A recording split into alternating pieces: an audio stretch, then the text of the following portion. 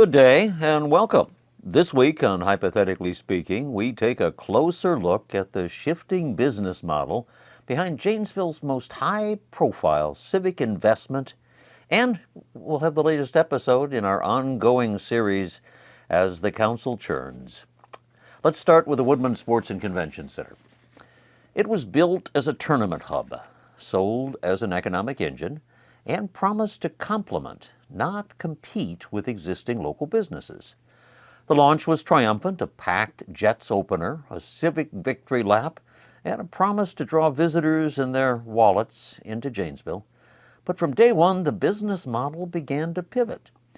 Instead of focusing solely on tournaments, the facility now offers court passes, memberships, drop-in programs, advertising, sponsorships, naming rights, and, yes, alcohol sales.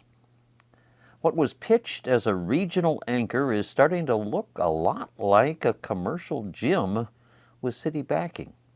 And that shift matters, because when you sell memberships and advertising, you've moved off your promise to be a tournament-only venue.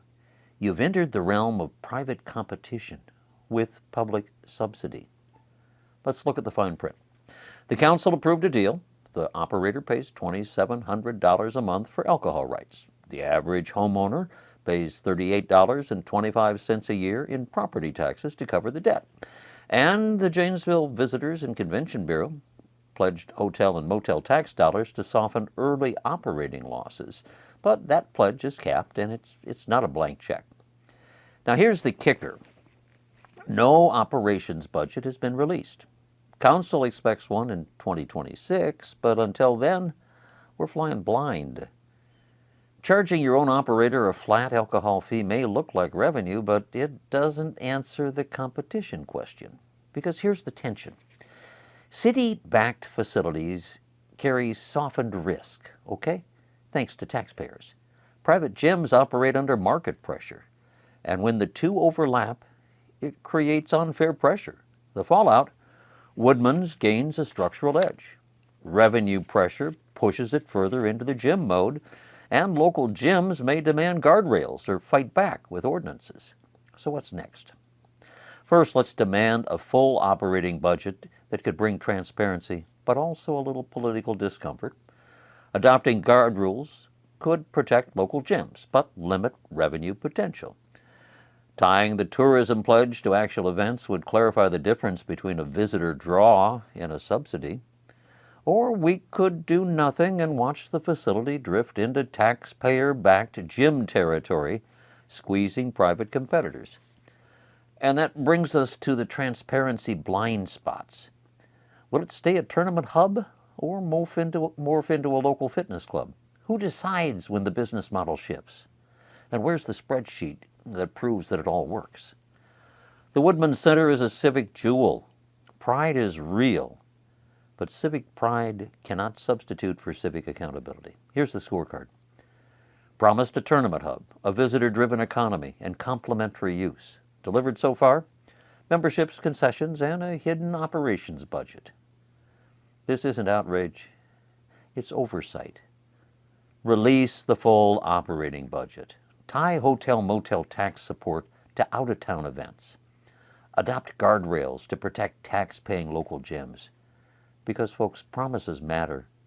And when public money funds a private-style venture, residents deserve not just pride, but proof. Now, let's turn the page to our next segment, The Adventures of the Janesville City Council, as the council churns. This week's episode, The Case of the Contract and the Conflict. Case file number 25-09-23. Subject, the Firefighters Union contract vote. The defendant, Councilmember Josh Erdman. The charge, alleged conflict of interest under Wisconsin Statute 19.59. Here's the breakdown. Erdman's defense, his household received no unique benefit. The contract terms applied equally to all firefighters. Critics' theory, the appearance of personal gain is enough to compromise public trust. The city attorney's advisory record, first hearing of verbal no conflict, reconsideration, a written memo, tread carefully, Monday night, new oral remarks citing stricter statutory nuance. Now, according to the American Bar Association's formal opinion, 92-7, a council member is not prohibited from voting on a general matter affecting a broad class of employees, even if their spouse is within the class, provided no special or unique benefit accrues. Wisconsin law adds complexity. Statute 19.59 prohibits actions that affect a family member's financial interest. But Ethics Board opinions from 1992 and 1997 say broad class benefits are permissible. Case law echoes that while warning against both actual conflicts and appearance. So what's permissible? Contract terms that apply equally to all firefighters.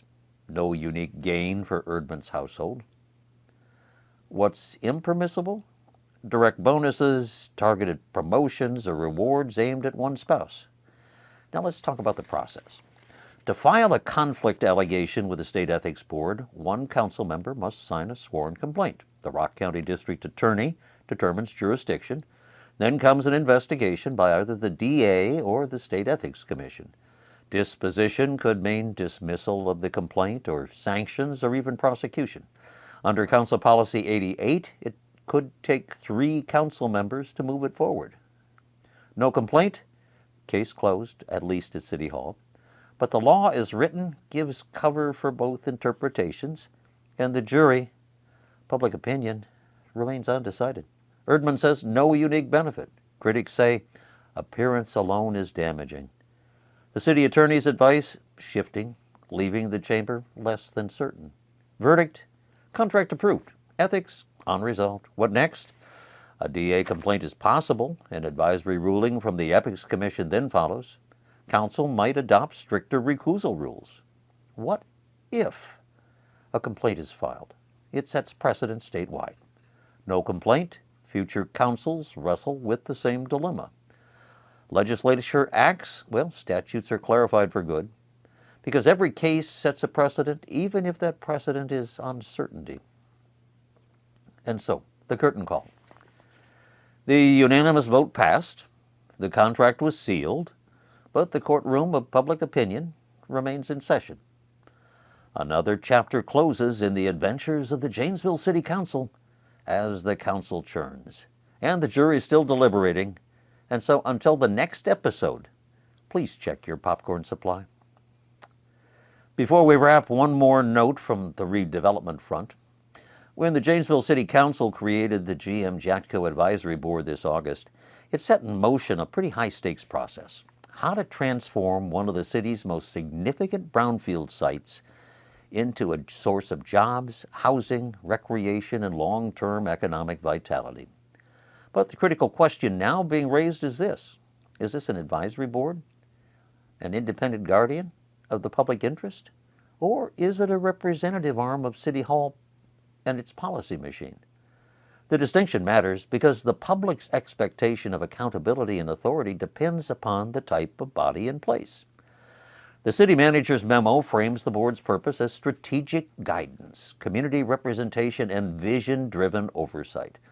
The memo introducing the board states pretty plainly, quote, "Will work in close partnership with city administration and an outside consulting partner," end quote. It will not direct or approve redevelopment. It will recommend ideas for others to act upon.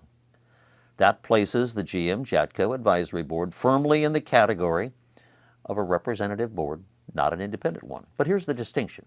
Representative boards reflect the appointing authority's policy direction. They're advisory, accountable upward to City Hall, and designed to build consensus and input. Independent boards, by contrast, are created by statute or charter. They exercise binding authority and are accountable outward to the public and to the law. Think police and fire commission, housing authorities, or an ethics board.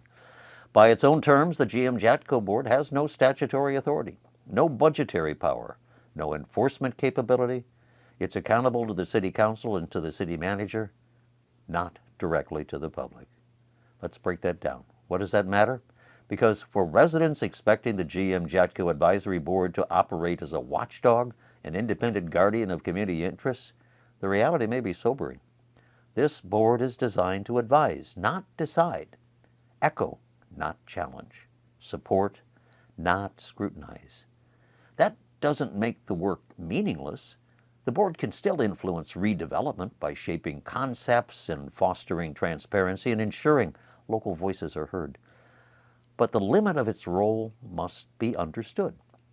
So as we embark on one of the most consequential redevelopment projects in decades, let's be clear-eyed about roles and responsibilities. The GM-JATCO Advisory Board is not an independent body accountable to the public and to the law.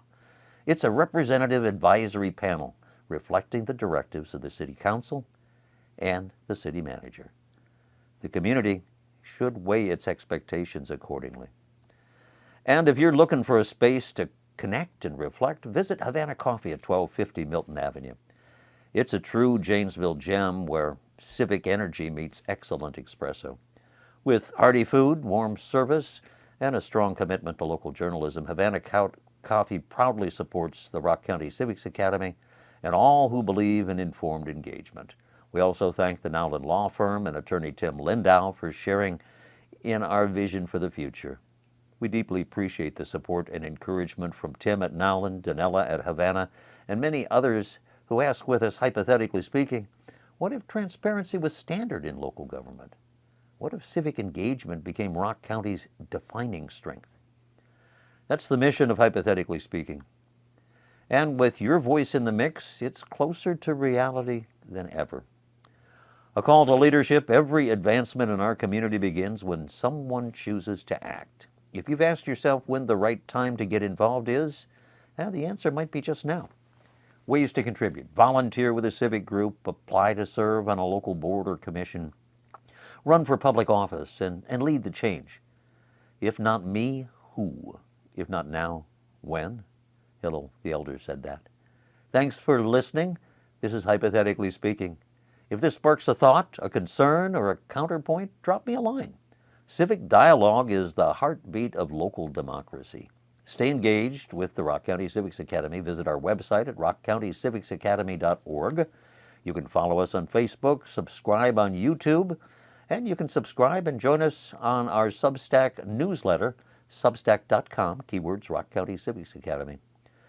And until next time, stay curious, stay engaged, and please, please stay connected. Have a great day.